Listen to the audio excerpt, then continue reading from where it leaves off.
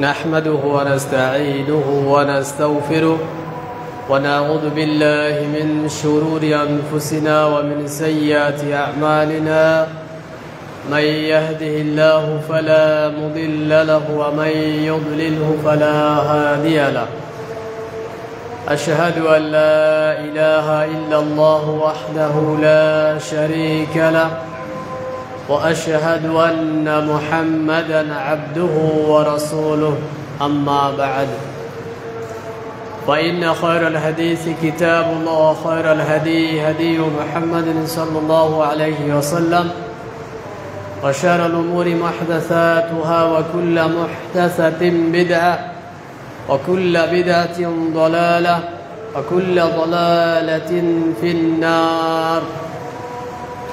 أعوذ بالله من الشيطان الرجيم. بسم الله الرحمن الرحيم. يا أيها الناس اتقوا ربكم الذي خلقكم من نفس واحدة وخلق منها زوجها وبث منهما رجالا كثيرا ونساء واتقوا الله الذي تساءلون به والأرحام إن الله كان عليكم رقيبا. يا أيها الذين آمنوا اتقوا الله حق تقاته ولا تموتن إلا وأنتم مسلمون. يا أيها الذين آمنوا اتقوا الله وقولوا قولا سديدا يصلح لكم أعمالكم ويغفر لكم ذنوبكم ومن يطع الله ورسوله فقد فاز فوزا عظيما. وقال الله تعالى إن الله لا يغير ما بقوم حتى يغيروا ما بأنفسهم. وقال الله تعالى ذلك بأنهم آمنوا ثم كفروا فتبع على قلوبهم فهم لا يفقهون. সমস্ত প্রশংসা একমাত্র মহান প্রতিপালক আল্লাহ সুবহানাহু ওয়া তাআলার নিমিত্তে, যিনি আমাদেরকে পবিত্র জুমার দিনে তার ঘরে একত্রিত করেছেন। এজন্য বলি আলহামদুলিল্লাহ। অতঃপর আমাদের শেষ নবী শ্রেষ্ঠ নেতা রাসূলুল্লাহ সাল্লাল্লাহু আলাইহি ওয়াসাল্লামের প্রতি আল্লাহ সুবহানাহু ওয়া তাআলার পক্ষ হতে অসংখ্য দরুদ ও শান্তি বিবর্ষিত। আল্লাহুম্মা সাল্লি আলাইহি আল্লাহুম্মা বারিক আলাইহি। আমরা পৃথিবীতে বসবাসকারী একটা উন্নত মানের প্রাণী, একটা উন্নত জাতের আল্লাহ রাব্বুল আলামিনের সৃষ্টি। আমরা দুনিয়াতে চলাফেরা করার ক্ষেত্রে অনেক বাধা বিঘ্নতা, অনেক বিপদ আমাদের সম্মুখে আমরা পড়ি এবং সেই বিপদ থেকে নিজেদেরকে কিভাবে উদ্ধার করা যায়, সেই বিপদের হাত থেকে নিজেকে কিভাবে বাঁচানো যায়, সেই চিন্তা, সেই শক্তি, সেই দক্ষতা আল্লাহ সুবহানাহু ওয়া তাআলা আমাদেরকে প্রদান করেছেন। একইভাবে আমরা কোন রাস্তায় চলবো, কিভাবে চলাফেরা করব, মানুষের জীবনের চলাফেরার রাস্তা কেমন, সেটাও আল্লাহ রাব্বুল আলামিন আমাদের জন্য বর্ণনা করেছেন বিশদভাবে। এরপরে থেকে গেল আল্লাহ রাব্বুল আলামিনের নেয়ামত। আল্লাহ রাব্বুল আলামিন তিনি আমাদের উপরে যে সমস্ত নেয়ামত প্রদান করেছেন, কিছু নিয়ামত আছে যেগুলো খাস, কিছু নিয়ামত আছে যেগুলো আম, অর্থাৎ সবার জন্য আল্লাহ রাব্বুল আলামিন দিয়েছেন। যেমন চোখ, কান, এগুলো আল্লাহ রাব্বুল আলামিন আমাদেরকে প্রদান করেছেন না চাইতেই, এবং এগুলো আল্লাহ রাব্বুল আলামিনের এক একটা নিয়ামত। এই নিয়ামতের শুকরিয়া আমরা যদি আদায় করি তো আদায় করে আমরা শেষ করতে পারবো না।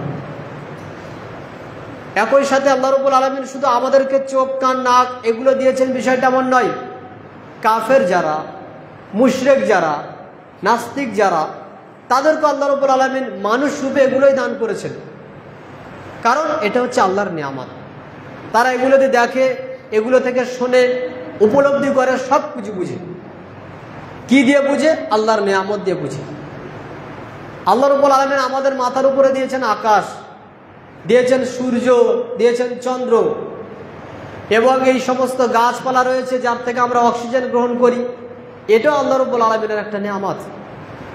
এই যে নিয়ামতগুলো আল্লাহ আমাদেরকে প্রদান করেছেন, এই নিয়ামতের যদি আমরা শুকরিয়া আদায় করি তো আমরা শুকরিয়া আদায় করেও আমরা শেষ হয়ে যাব, কিন্তু নিয়ামত যে আমাদের উপর রয়েছে তার শুকরিয়া শেষ হবে না এবং আমরা শেষ করেও পারবো না, কারণ এগুলোর দাম হচ্ছে অমূল্য, যা কোনোদিন কোনো টাকা দিয়ে গোনা যায় না, শুকরিয়া আদায় করে শেষ করা যায় না।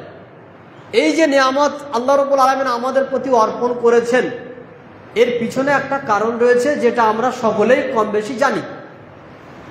এরপরে আর একটা বড় নিয়ামত হচ্ছে আল্লাহর পক্ষ থেকে যে নিয়ামত আল্লাহ রাব্বুল আলামিন প্রত্যেক যুগে নবীদের মাধ্যমে, প্রত্যেক যুগে রাসূলের মাধ্যমে, প্রত্যেক যুগে ভালো মানুষদের মাধ্যমে জগৎবাসীকে দিতে চেয়েছেন।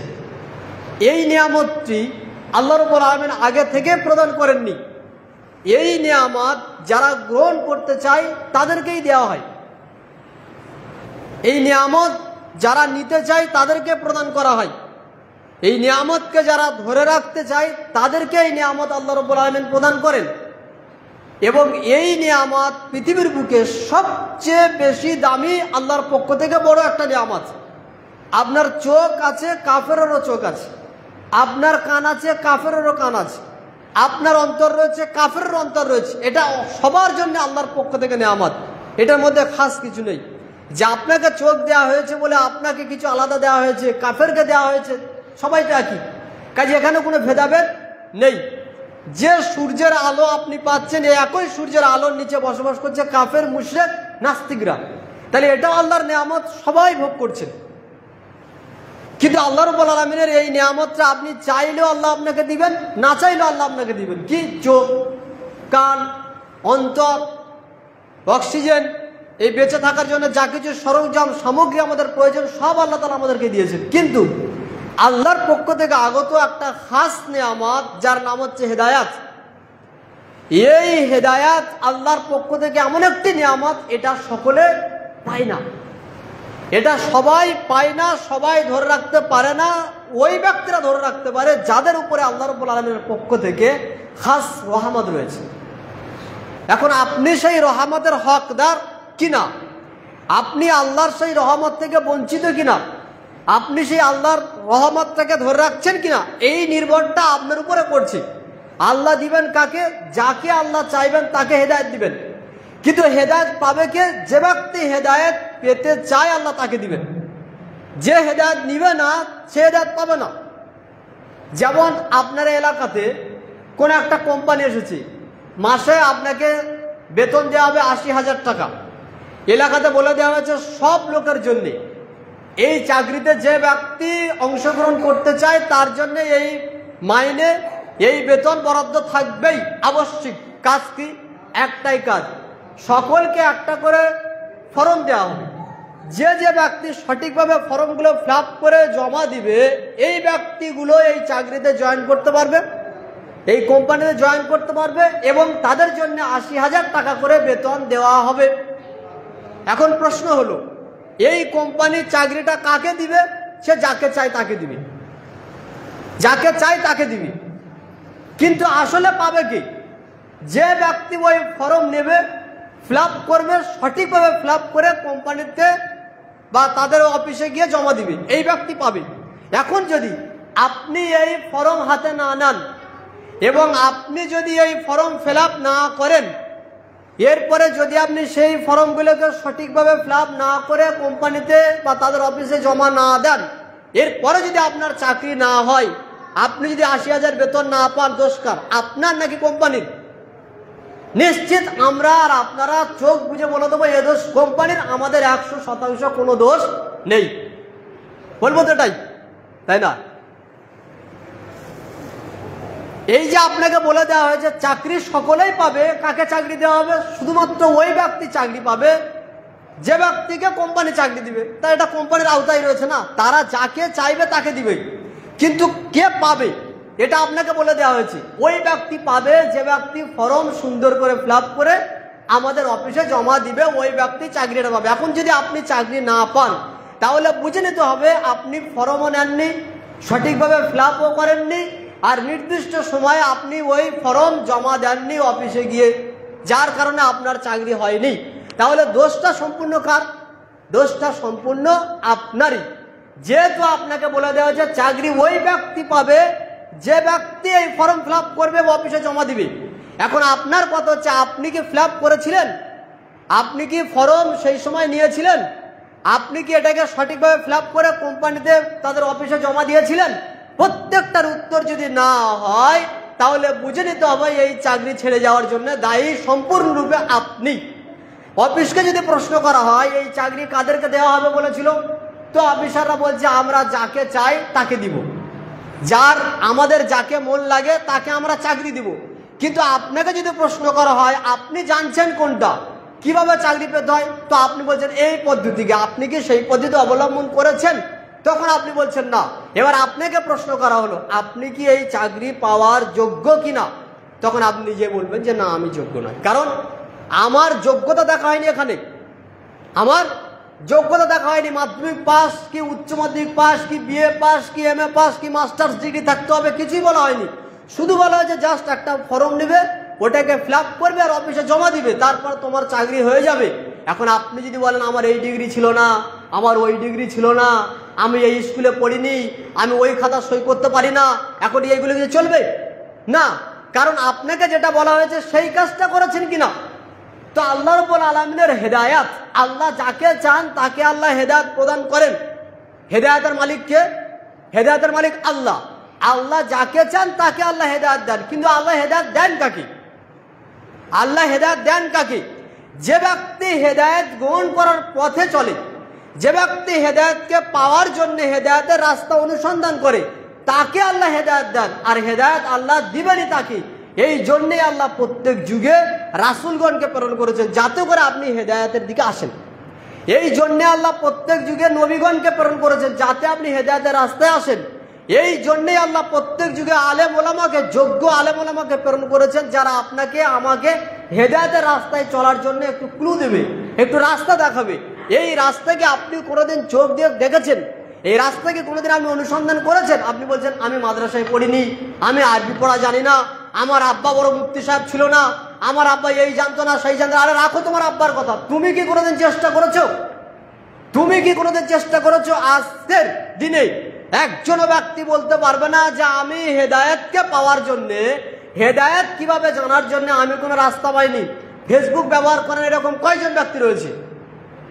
সবাই যারা মোবাইল ব্যবহার করে সকলেই ধরতে গেলে প্রায় ফেসবুক ব্যবহার করে। আপনি শুধু ফেসবুকে এতটুকু লিখবেন যে হেদায়েত কাকে বলে, দেখবেন হাজার হাজার বক্তার বক্তব্য চলে আসবে যে হেদায়েত কি জিনিস, আপনি কি জিনিস, সলাৎ কি জিনিস, ইসলাম কি জিনিস।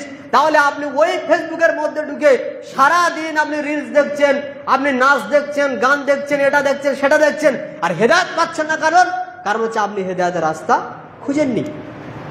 মুহাম্মদ সাল্লাল্লাহু আলাইহি ওয়াসাল্লাম নবী হয়েছেন, মুহাম্মদ সাল্লাল্লাহু আলাইহি ওয়াসাল্লাম রাসূল হয়েছেন কোন জায়গাতে? ওই সৌদি আরবে।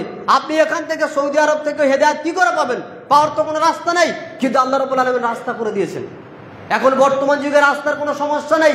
আগে আমরা জানতাম কোরআন কিভাবে তেলাওয়াত করতে হয়, বাড়ির মহিলারা যেভাবে কোরআন তেলাওয়াত করা হয় মনে হয় এটাই কোরআন তেলাওয়াত, কিন্তু আসলে নয়।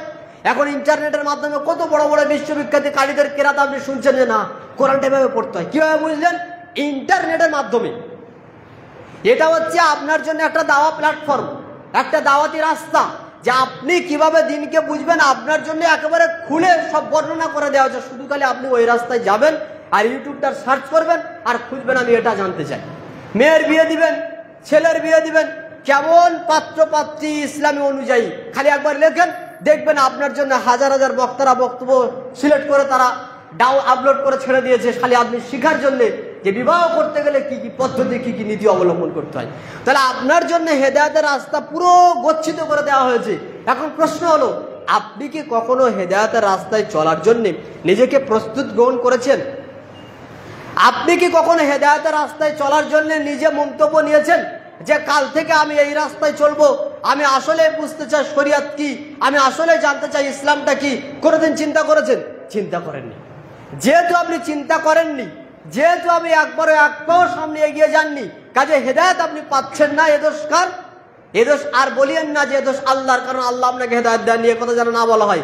কারণ আপনাকে শুধু এতটুকু বলা হয়েছে যে ব্যক্তি হেদায়েতের রাস্তায় চলার জন্য পা বাড়াবে আল্লাহ তাকে হেদায়েত দিবে। তার মানে আপনি হেদায়েত পাননি, মানে আপনি হেদায়েতের রাস্তায় চলার জন্য একটা পাও বাড়ি থেকে বের করেন। পবিত্র কোরআনে সূরা রাদের 11 নম্বর আয়াতে আল্লাহ সুবহানাহু ওয়া তাআলা তিনি বলছেন, ইন্নাল্লাহা লা ইউগাইয়িরু মা বিকাউমিন হাত্তা ইউগাইয়িরু মা বিআনফুসিহিম।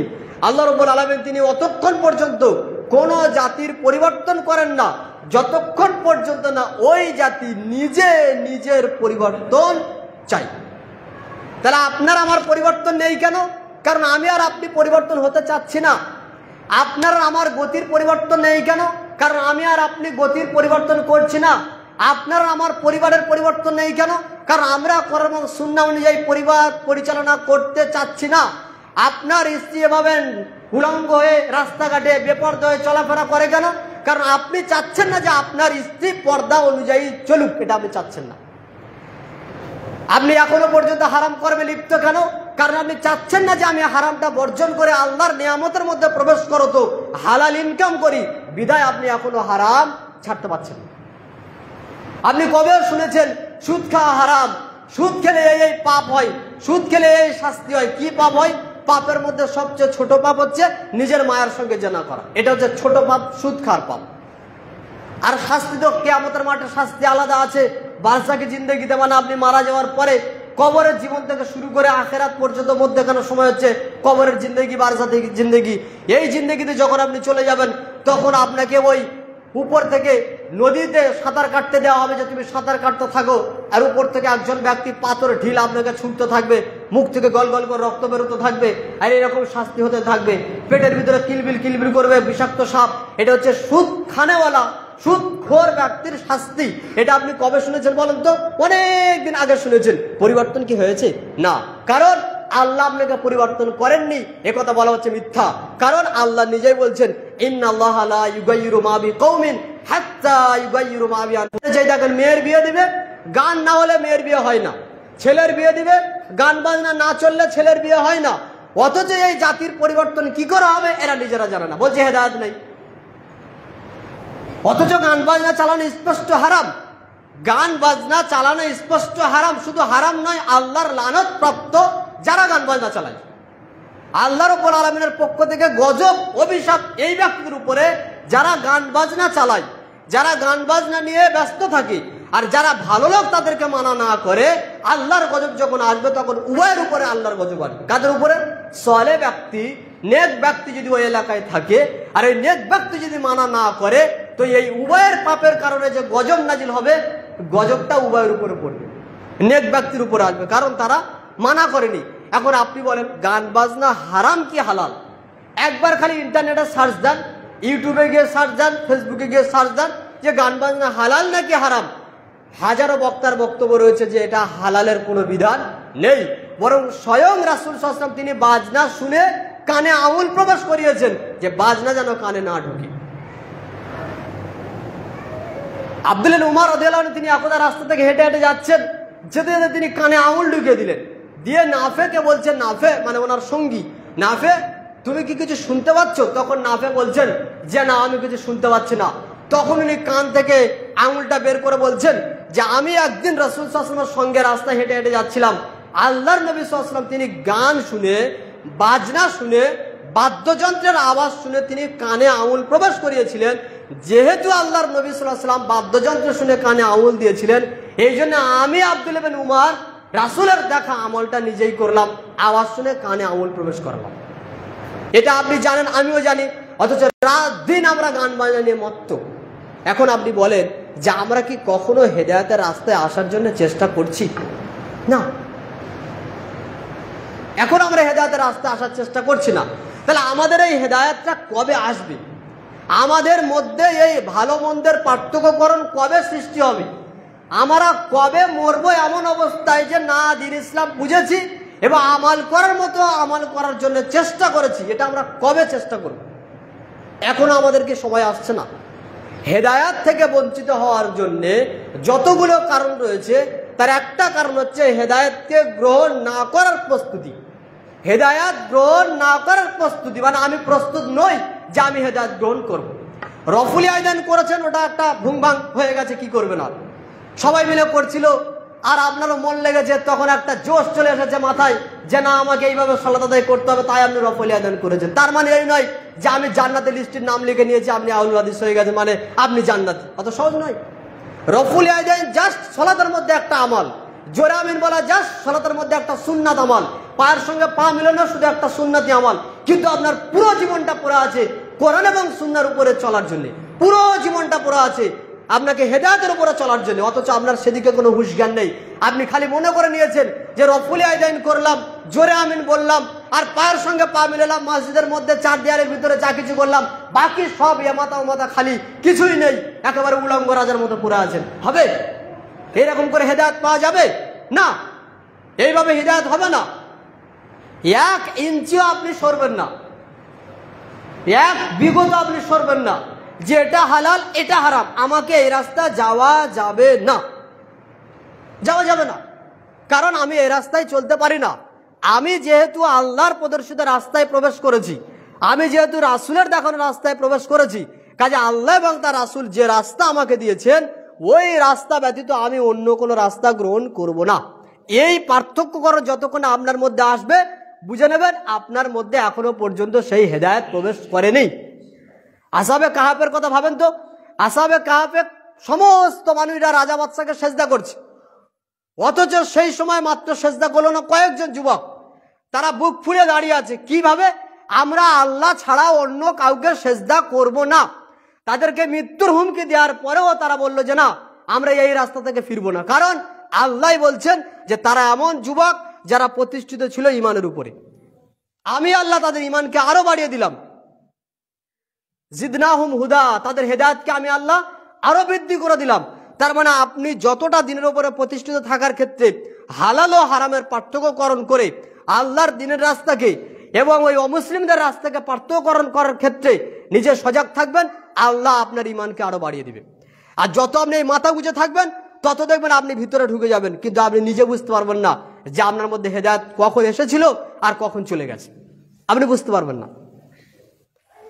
তাহলে আমাদের হেদায়েতের রাস্তায় টিকে থাকার জন্য, হেদায়েত থেকে আমরা বঞ্চিত হওয়ার জন্য যেটা আমাদের মধ্যে সবচেয়ে বড় দাবি হলো, আমরা এখনো পর্যন্ত হেদায়েতের রাস্তায় চলার জন্য নিজেরা প্রস্তুতি গ্রহণ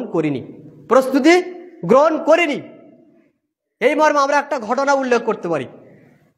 4747 নম্বর হাদিস, এই হাদিসে উল্লেখ করা যে সহিহ বুখারীর মধ্যে রাসূলুল্লাহ সাল্লাল্লাহু আলাইহি ওয়াসাল্লামের চাচা আবু তালেব যখন মারা যাবেন, ইজা হাজারাতুল মাউত, যখন তার নিকটে মৃত্যু এসে উপস্থিত হলো, রাসূলুল্লাহ সাল্লাল্লাহু আলাইহি ওয়াসাল্লাম তখন তিনি আবু তালেবের পাশে বসে আছেন, আর বসে বসে বলছেন, চাচা আপনি খালি বলেন লা ইলাহা ইল্লাল্লাহ, একবার বলেন লা ইলাহা ইল্লাল্লাহ, বাক্য একবার বলেন। এই বাক্য বলা মানে খালি মুখে বলা নয়, আমাদের মতো এরকম নয় যে বাক্য একবার লা ইলাহা ইল্লাল্লাহ বললাম তারপরে কোনো খবর নেই, আর এইরকম নয়। লা ইলাহা ইল্লাল্লাহ বলা মানে হলো রাসূল সাল্লাল্লাহু আলাইহি ওয়াসাল্লামের যে দাওয়া, তা হচ্ছে আরবে প্রচলিত যে দিন, যে ধর্ম, মূর্তি পূজার ধর্ম, এই ধর্মকে পরিপূর্ণরূপে পরিত্যাগ করতে হবে, কেবলমাত্র এক আল্লাহর ইবাদত করতে হবে, এটা হচ্ছে লা ইলাহা ইল্লাল্লাহর দাবি। মুহাম্মদ সাল্লাল্লাহু আলাইহি ওয়াসাল্লামের দিনকে গ্রহণ করতে হবে, বাকি যত দিন আছে সব দিনকে পরিত্যাগ করতে হবে, এটা হচ্ছে লা ইলাহা ইল্লাল্লাহর দাবি। তো রাসূল সাল্লাল্লাহু আলাইহি ওয়াসাল্লাম তিনি তার চাচাকে বলছেন, চাচা আপনি খালি বলেন লা ইলাহা ইল্লাল্লাহ একবার বলেন, বাকি দায়িত্ব আমার, আমি কিয়ামতের মাঠে আপনার জন্য আল্লাহর সঙ্গে কথা বলব। তো চাচা একবার মুহাম্মাদের দিকে তাকায় আর একবার আবু জাহেলের দিকে তাকায়। তখন আবু জাহেল বলছে যে আবু তালেব, এতদিন পর্যন্ত তুমি জীবন যাপন করলে, আর শেষবেলাতে বাপদাদার দিনটা পরিত্যাগ করবে, শেষের দিকে এই দিন ছেড়ে দিবে, মুহাম্মাদের দিন গ্রহণ করবে, তোমার বাপদাদার দিনকে তুমি আর সম্মান করবে না, এটাকে বাতিল করবে। এইভাবে তারা উস্কাচ্ছে। যখন এইভাবে বারবার তারা বলছে, তখন একবার মুহাম্মাদের দিকে তাকায় আর একবার তাকায় কোন দিকে? আবু লাহাবের দিকে, আবু তালেবের দিকে। আবু তালেব তাকাচ্ছে আবু জাহেলের দিকে আর মুহাম্মদ সাল্লাল্লাহু আলাইহি ওয়াসাল্লামের দিকে। এখন কি করবে? এখন এর অবস্থান কি? এর অবস্থান হচ্ছে যে এ তাকাচ্ছে সমাজের দিকে।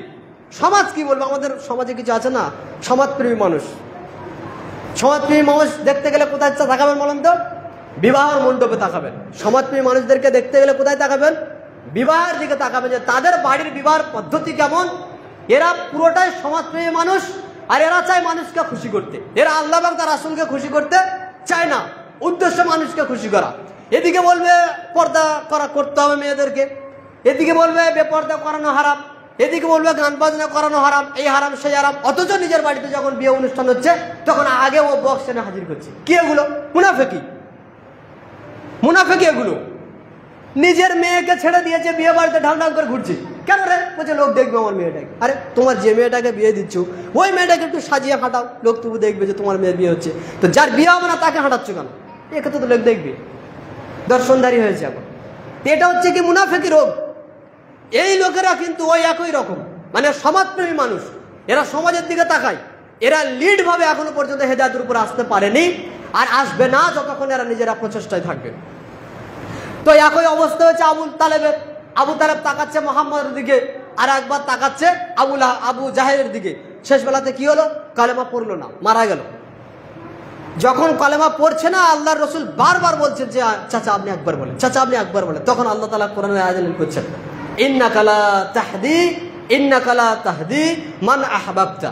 মুহাম্মদ সাল্লাল্লাহু আলাইহি ওয়াসাল্লাম, আপনি যাকে চান তাকে আপনি হেদায়েত দিতে পারবেন না। হেদায়েত আপনি তাকে দিতে পারেন না যাকে আপনি পছন্দ করেন। ওয়ালাকিন্নাল্লাহ ইয়াহদি মান ইয়াশা, তবে আল্লাহ যাকে চান আল্লাহ তাকে হেদায়েত দেন। এখন আপনি এই আয়াতের ব্যাখ্যাতে বলেন যে আল্লাহ রাব্বুল আলামিন তিনি আবু তালেবকে হেদায়েত দিতে চাচ্ছিলেন না, তাই নাকি? আবু তালেবকে আল্লাহ রাসূল দাওয়াত দিয়েছিলেন কিনা? দিয়েছিলেন। আবু তালেব দাওয়াত গ্রহণ করেছে কিনা? করেনি। আর আল্লাহ কি বলছেন? ইন্নাল্লাহ ওয়ালাকিন্নাল্লাহ ইয়াহদি মান ইয়াশা, আল্লাহ যাকে চান তাকে আল্লাহ হেদায়েত দেন। মূলত আল্লাহ যাকে চান তাকে হেদায়েত দেন, এ কথা সত্য। কিন্তু যে হেদায়েত গ্রহণ করছে সে কি প্রস্তুত? সে প্রস্তুত নয়। যখন সে প্রস্তুত নয় তখন আল্লাহ হেদায়েত গ্রহণ করতে কাউকে বাধ্য করবেন না। আল্লাহ যদি চাইতেন এটা হতো, আল্লাহ যদি চাইতেন ওটা হতো, আল্লাহ যদি চাইতেন এটা পারতেন। তো আল্লাহ চাইলে তো সবকিছু হয়। কিন্তু আল্লাহ তোমাকে চাচ্ছে, তুমি কি চাও বলো? তুমি কি চাও বলো? আল্লাহ চাই তুমি চুরি করো? না, আল্লাহ চায় না। তো তুমি মসজিদের সালাত আদায় করতেছে, লোকের জুতো চুরি করে নিয়ে চলে যাচ্ছে, 10 টাকার। আল্লাহ চাচ্ছেন বলে তোমাকে বিধান দিয়েছেন চুরি করা হারাম, চুরি করলে হাত কাটতে হবে, তাহলে আল্লাহর চাওয়া। যখন তুমি জুতো চুরি করবে বা আরো কিছু দামি জিনিস চুরি করবে, তখন চুরির বিধান কি? হাত কাটা। তখন তুমি কেন বলছো যে আমার কেন হাত কাটবে? তখন তো তুমি এটা বলতে পারতে যে আল্লাহ যা চায় তাই হয়। চুরি করাটা যেমন তুমি চেয়েছিলে, ওরকম হাত কাটাও তো আল্লাহ চেয়েছে। এখন বিষয় হলো যে আল্লাহ যেটা চাচ্ছেন, আমরা আল্লাহর চাওয়ার সঙ্গে যখন হারামগুলোকে যুক্ত করে দিই তখন আল্লাহ সম্পর্কে বুঝতে আমাদের ভুল ধারণা রয়েছে। তাহলে আবু লাহাব, আবু জাহেল, আবু তালেব এরা যে দাওয়াত পেয়েছে, সেম দাওয়াত পেয়েছিল আবু বকর, সেম দাওয়াত পেয়েছে উমর, সেম দাওয়াত পেয়েছেন আলী রাদিয়াল্লাহু আনহু, সেম দাওয়াত পেয়েছেন উসমান রাদিয়াল্লাহু আনহু, সেম দাওয়াত পেয়েছেন খাদিজা রাদিয়াল্লাহু আনহা। তাহলে এতগুলো মানুষ দাওয়াত পেল, কিন্তু রাসূলের শেষ জীবন পর্যন্ত দাওয়াত গ্রহণ করেনি কে? আবু জাহেল। কারণ আল্লাহ কি চান না যে আবু জাহেল হেদায়েত প্রাপ্ত হোক? আল্লাহ চান বলেই তো আল্লাহ রাব্বুল আলামিন রাসূল সাল্লাল্লাহু আলাইহি ওয়াসাল্লামকে প্রেরণ করলেন। কিন্তু আবু জাহেলকে প্রস্তুত ছিল হেদায়েত গ্রহণের জন্য? প্রস্তুত ছিল না। আবু লাহাবকে প্রস্তুত ছিল? প্রস্তুত ছিল না। আবু সুফিয়ান রাদিয়াল্লাহু আনহু তিনি রাসূল সাল্লাল্লাহু আলাইহি ওয়াসাল্লামের সঙ্গে তার পুরো জীবনটা বিরোধিতা করেছেন, কিন্তু শেষ জীবনে এসে মক্কা বিজয়ের পূর্বে তিনি মদিনায় গিয়ে রাসূলের নিকটে গিয়ে বলল আমি ইসলাম গ্রহণ করতে চাই। চেয়েছেন, আল্লাহ তাকে হেদায়েত দিয়েছেন। কাজে আমরা যদি মনে করি যে আল্লাহ হেদায়েত দেননি, এটা পুরোটাই আল্লাহর উপর অপবাদ, পুরোটাই মিথ্যা কথা। আপনি চেষ্টা করেন না, চেষ্টা করেও যদি আপনি না হেদায়েত পান তখন বলে যে আল্লাহ দেননি, আমি চেষ্টা করেছি। এমনটা তো নয়। সারা রাত পড়াশোনা করার পরে সকালবেলায় গিয়ে আপনি পরীক্ষার হলে লিখতে গিয়ে দেখছেন সব ভুলে গেছে। ভুলে যাওয়ার পরে যখন ফেল করেছেন তখন আপনি বলতে পারেন যে আমি চেষ্টা করেছি কিন্তু মাস্টার আমাকে পাস করায়নি। এমনটা তো হয় না? সারা রাত পড়াশোনা করে পরীক্ষায় গিয়ে যা পড়েছিলেন রাত্রে সব সকালবেলা ভুলে গেছে, একটা প্রশ্নের উত্তর লিখতে পারেননি, শুধু দেখা যাচ্ছে প্রশ্ন জানা উত্তর জানা নেই। তখন সকালবেলা যখন রেজাল্ট দিচ্ছে তখন মাস্টারকে গিয়ে বলেন স্যার আমি তো সারা রাত পড়াশোনা করেছি, পাস করার জন্য অনেক চেষ্টা করেছি, তো আপনি আমাকে পাস করাননি কেন একটু বলেন। তখন মাস্টার বলবে তুমি পড়েছো বটে কিন্তু লিখতে পারোনি। তাহলে শিক্ষক তোমার চেষ্টা দেখেনি, দেখেছেন ফলাফল লিখেছো কিনা, কিন্তু আল্লাহ রাব্বুল আলামিন তিনি ফলাফল দেখবেন না, তিনি চেষ্টা দেখবেন। তিনি চেষ্টা দেখবেন আমি আপনি হেদায়েতের রাস্তায় চলার জন্য চেষ্টা করেছি কিনা। আমাদের চেষ্টাটা হচ্ছে আমাদের মৌলিক বিষয়। কাজে আমাদের প্রত্যেককে চেষ্টা করা প্রয়োজন হেদায়েতের রাস্তায় চলার জন্য।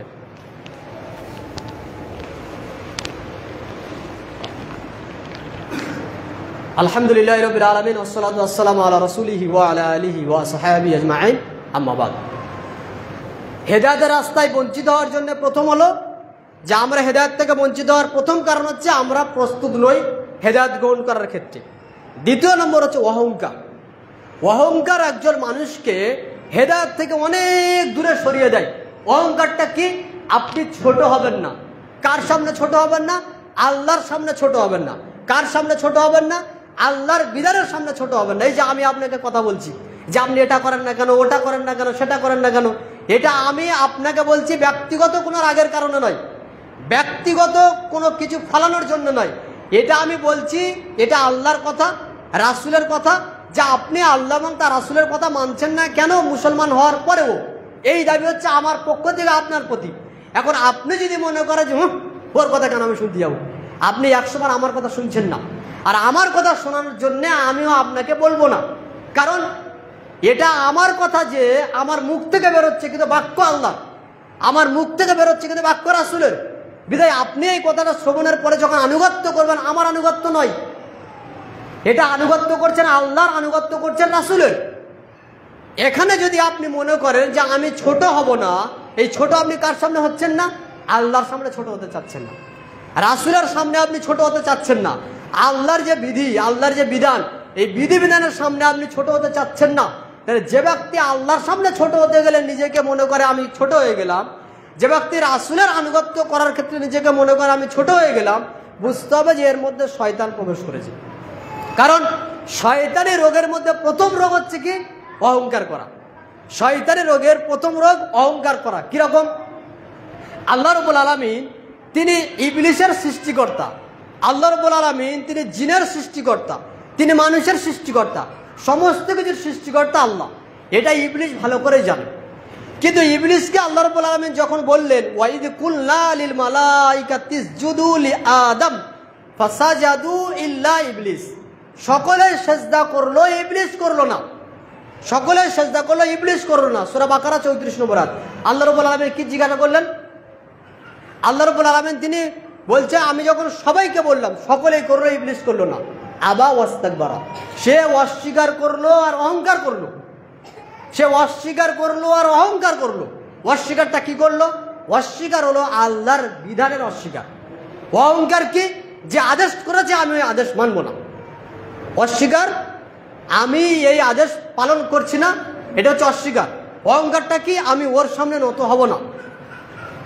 অন্যত্র আল্লাহ রাব্বুল আলামিন তিনি বলছেন যে আল্লাহ জিজ্ঞেস করছেন মা মানাআকা আল্লাহ তাসজুদা ইজ আমারতুক, তোমাকে কে মানা করলো যে আমি সেজদা করার জন্য যাকে আদেশ করলাম, অর্থাৎ আদমকে সেজদা করার জন্য তোমাকে যে আমি আদেশ করলাম, তো সেজদা করলে না, এটা কিসে তোমাকে মানা করলো? কিসে মানা করলো? আদমকে সেজদা করলো না, কিসে মানা করলো? তখন ইবলিস বলছে আনা খায়রু মিনহু, আমি তার চেয়ে উত্তম। খলাকতানি মিন নার ওয়া খলাকতাহু মিন তিন, আপনি আমাকে সৃষ্টি করেছেন আগুন দিয়ে আর তাকে সৃষ্টি করেছেন মাটি দিয়ে, বিধায় আমি আদমকে সেজদা করতে পারবো না। এখানে ইবলিস সেজদা করলো না কাকে? আদমকে।